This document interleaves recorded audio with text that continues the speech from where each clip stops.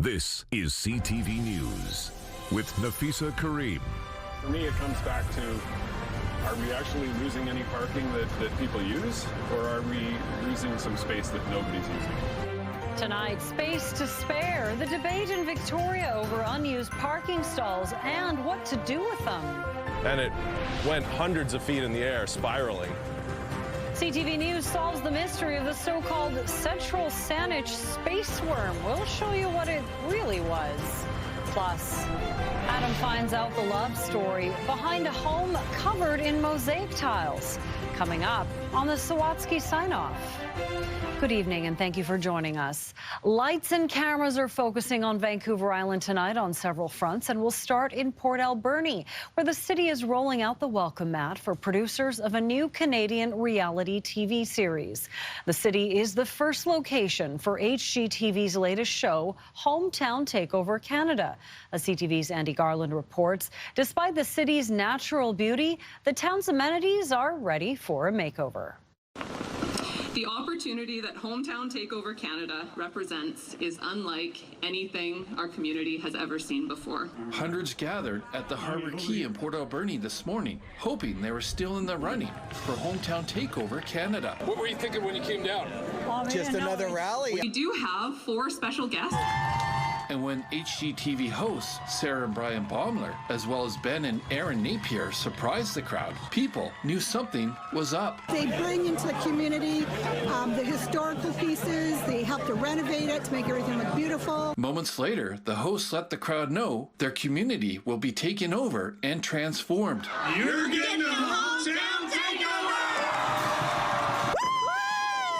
Woo! We're so excited. I think it's awesome. Like, it's such a great opportunity. Port Alberni beat out 241 towns across the country who applied to be Canada's first Hometown Takeover. Beautifying some areas of our town that we've been really hoping would be beautified for a long time. But beyond that, this is an opportunity to really showcase Port Alberni's story to the world.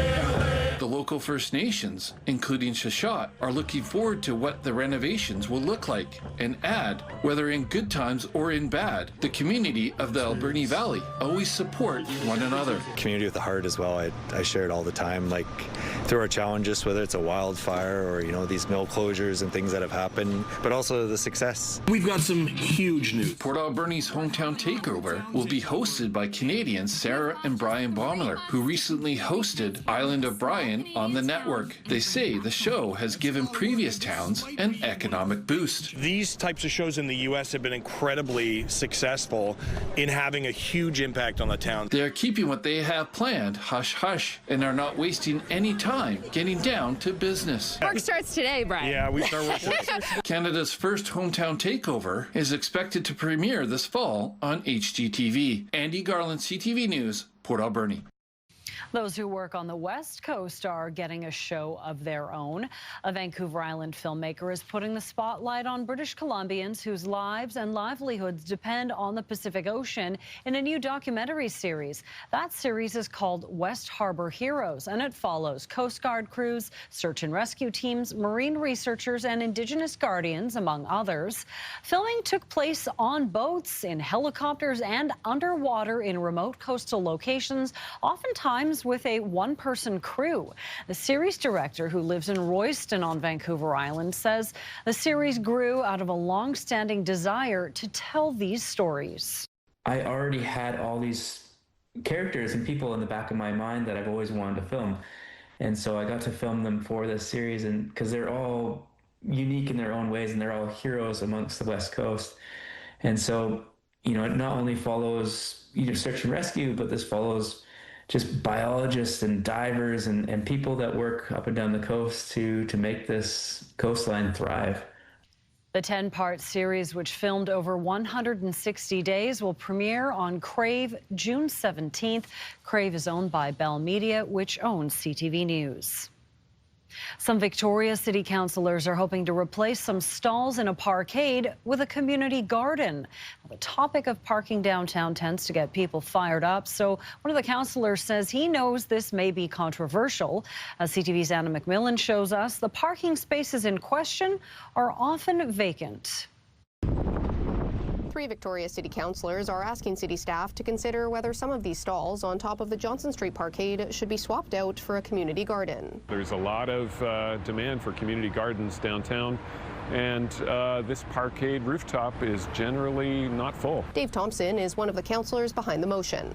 It says the parkade has 272 spaces and several dozen are typically vacant. People actually want to park on the street. They want to park closer to where they're going to go shopping, and so the parkades are often several hundred empty units on any given day during work hours.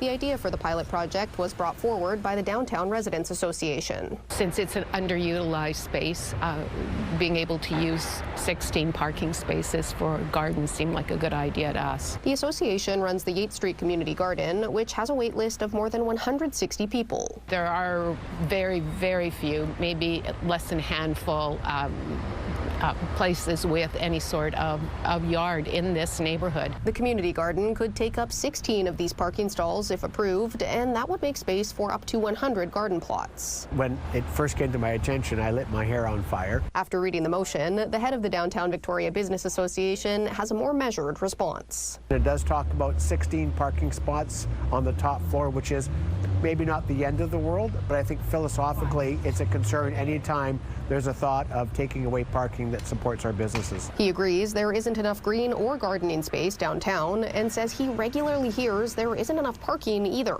We can't afford to lose any more parking downtown. Thompson is well aware the motion is controversial. I've been warming up by reading all the social media comments on parking, but for me it comes back to, are we actually losing any parking that people use? Councillors will discuss the motion at a meeting on Thursday. Anna McMillan, CTV News, Victoria. RCMP are investigating a suspicious fire they say endangered the lives of guests at a Dunkin' Motel and destroyed 2 vehicles.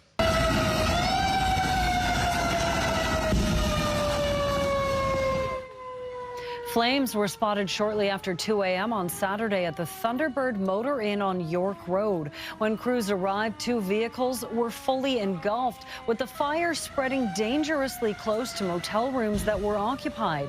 Investigators have since deemed the fire suspicious, and the RCMP's Forensic Identification Unit is investigating.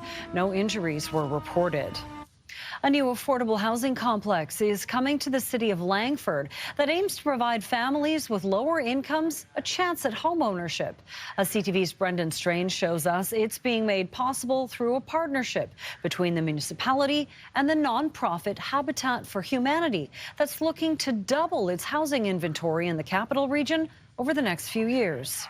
This bare parcel of land in Langford's West Hills neighborhood will soon be transformed into a 26-unit townhome development, offering dozens of families an opportunity of obtaining affordable home ownership. Phase 1 is 16 townhomes. Phase 2 is the remaining 10. It will be a mix of 2, 3, and 4-bedroom units being brought to life through the first partnership between Habitat Humanity Victoria and the City of Langford. We hear a lot that families are needing units that will be the size to meet their family needs, and so whether that's a 2-bedroom, 2-bedroom plus den, 3 or 4. The City of Langford will contribute funds for the first phase of construction through its Affordable Housing Reserve Fund. Habitat for Humanity Victoria will cover the rest of the bill. Here's how the program will work for would-be owners. A family will go and get a traditional mortgage from our lending partner, Van City, for the amount that their family income can qualify for. Habitat for Humanity will be the second position mortgage lender, allowing the nonprofit to flex the buyer's mortgage payments so that it will never exceed 30% of their annual household income. They also require no down payment. The homeowner is given a limited equity growth opportunity of 2% annually on the value of the unit.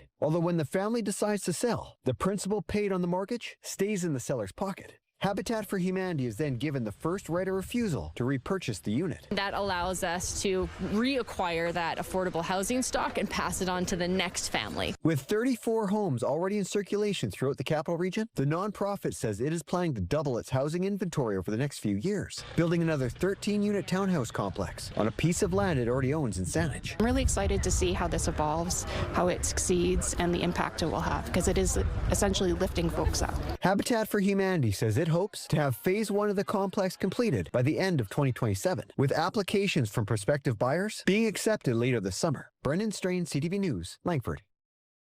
Students and faculty in Nanaimo are celebrating the opening of a new addition at Wellington Secondary School. The school can now accommodate 150 new students in the growing community of Nanaimo-Lantzville. The addition includes 6 classrooms, flex spaces, an elevator, and covered breezeway to the main school. The modern design is intended to support collaboration, flexibility, and student engagement. The $9 million expansion will open to students this fall. The mystery of an unidentified falling object in Central Saanich has been solved. Images of it were posted to social media, and it got everyone talking about what it could be.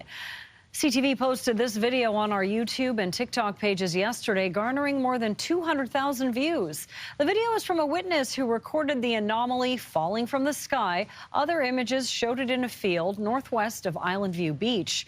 Today, a local farmer from Silverville Corn reached out to CTV News, clearing the air, confirming it was a cover used on his corn crop. A little mini tornado formed and kind of pulled it up and ripped it, a large piece, and it went hundreds of feet in the air, spiraling, and then it just started, going across town. So it wasn't going to land on the field we were at. We knew the direction it headed, and yeah, it's a little rare to see that. We just want people to understand what we're doing with it.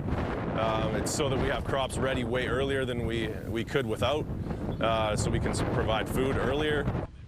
Yeah, so it wasn't space worms. Fox says they've been putting cloth over crops to help the corn grow for the past 20 years. And from time to time, the wind does pick up the cloth, but he's never seen it take off that far. I'm still going with space worms. That's a way cooler answer. 16 degrees right now. Speaking of cool, temperatures below average by a couple of degrees and windy today. Not much change to temperatures for tomorrow, but there is a big warm-up on the way towards the end of the week. Those details after the break.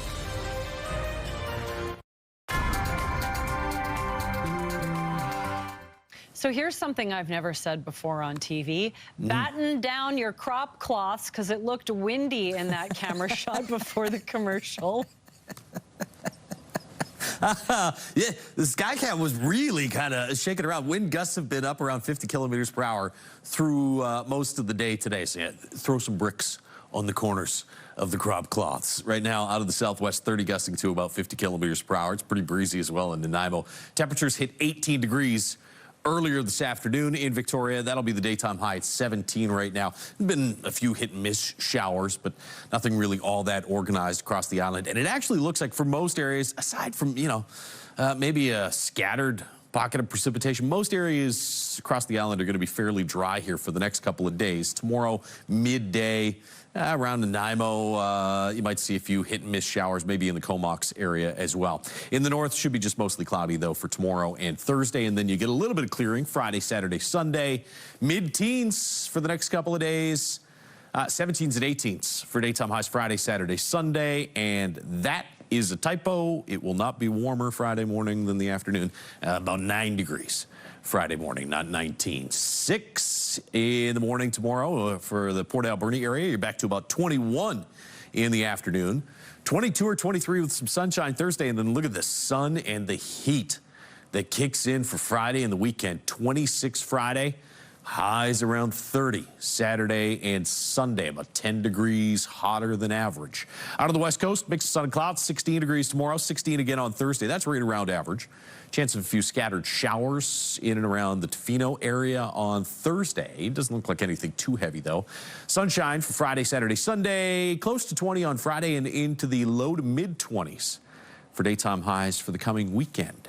In Comox, close to 20 tomorrow. Should be up around 20 as well on Thursday with the chance of a shower late afternoon or early in the evening. And then sunny for Friday, Saturday, Sunday, and mid to high 20s Saturday, Sunday, close to 30 for a daytime high there on Sunday and possibly into Monday as well. Nanaimo, highs of 20, chance of a few scattered showers tomorrow and maybe again Thursday evening, and then mid to high 20s Friday, Saturday, Sunday. In Victoria, 10 degrees tomorrow morning, 17 in the afternoon. Skies will be clearing through the morning hours. We'll get some sunshine tomorrow and a lot calmer than it was today. Should be fine for your crop cloths tomorrow. 20 on Thursday, 22 Friday, and then mid to high 20s with mainly sunny skies Saturday and Sunday. So No space worms in the forecast, Nafisa, but That's lots of too bad. sunshine. We're having fun close with the the week. space worms, so thanks, Josh. Oh, man, that is a term I got to work into conversation more often. Love it. Thanks, Josh. Well, Ottawa is expected to join countries like Australia and France and ban social media for kids under 16. It's part of an online safety bill to be introduced as early as tomorrow. CTV's Judy Trin has the details.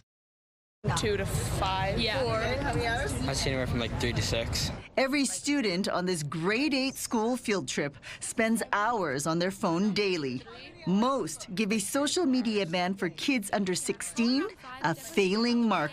It's like a way for them to communicate and like get friends other than like friends at school. If you post a video or something like that and people put comments, it can like boost your confidence. If you do ban it, I feel like they definitely find much more unsafe ways to get around it. That would just be more harmful to the kids. But the culture minister is expected to table a new digital safety bill on Wednesday. We will take all reasonable measures to make sure kids are safe in this country. I think it's obvious why it's a priority. Kids are dying. A federal digital regulator would be appointed to set safety standards. In addition to the age limit, social media companies would be required to remove child sexual abuse material and reduce exposure to content that encourages children to hurt themselves. But experts worry the bill could backfire. Implementing a ban is enormously difficult. It costs a lot of resources, requires a lot on the enforcement front, etc. There's concern that age verification could violate privacy and block student access to educational material. But this teacher supports a ban because she needs more tools to control social media use in the classroom and at home. I just feel like kids need a little bit more guidance and restriction at this age. They're at a pivotal time in their life when they are forming rights and wrongs, and I just feel like it opens up Pandora's box. The Liberals have been trying to introduce legislation to protect children from online harms for 7 years. They now have a majority, but there isn't enough time to pass the bill before Parliament rises for the summer. Judy Trin, CTV News, Ottawa. More than 10,000 runners, walkers, strollers, and rollers took over Beaver and Elk Lake this weekend, raising over $2 million for BC Children's Hospital. Go Oliver! Oliver! Oliver! Runners included little Oliver, who we introduced you to last week. He was able to participate this year thanks to the teams at BC Children's. The 5-year-old was born with conditions that cause abnormal curves in the spine. The funds raised this year will go towards cancer research, mental health programs, and other vital resources at the hospital. Coming up, the Mosaic home. Adam finds out how a couple turned an ordinary house into a colorful home. Next on the Sawatsky Sign-Off.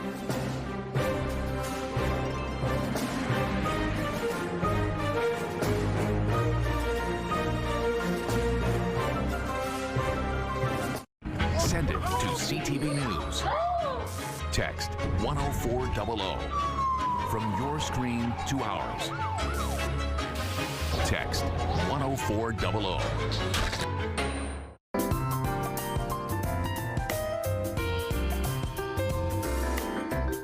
Finally, Adam finds out the love story behind a house covered in countless colorful glass tiles on the Sawatsky Sign-Off.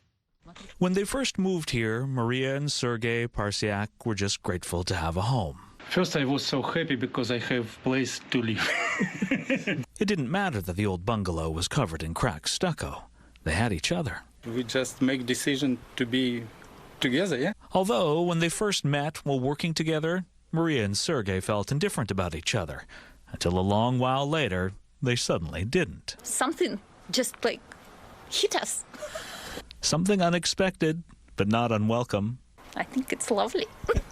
Like when Sergei suddenly had a dream about their house that felt like a calling. It's like came from somewhere, just like pushed me to do something. It compelled Sergei to cover the stucco with stone. I love it. And express what was in his heart. Then he was so inspired. Inspired to do something much more elaborate with glass tile. And you said? Okay, let's try. So, although he had never done anything artistic before... Nothing. Sergei started creating elaborate designs. It's slow, just piece by piece. Over the next 5 years, he placed the pieces, she did the grout, and together they transformed their house into a mosaic-covered home. It's like teamwork. It's make us closer. And if you look, you'll see their initials, S and M, intertwined. Dreaming together, thinking together. Creating something beautiful together? Yes, I think so. A beautiful life, they say, thanks to this beautiful country that they chose to raise their children and grandchildren in. The best country in the world, yeah. And like they made their mosaics by patiently placing piece after piece, Maria and Sergei credit their enduring marriage with consistently choosing love, day after day. 36 years of love. Non-stop love. Non-stop. Adam Swatsky, CTV News. It's beautiful. Maybe they'll come do my backsplash. That is it for CTV News Vancouver Island. Thank you so much for joining us. Good night.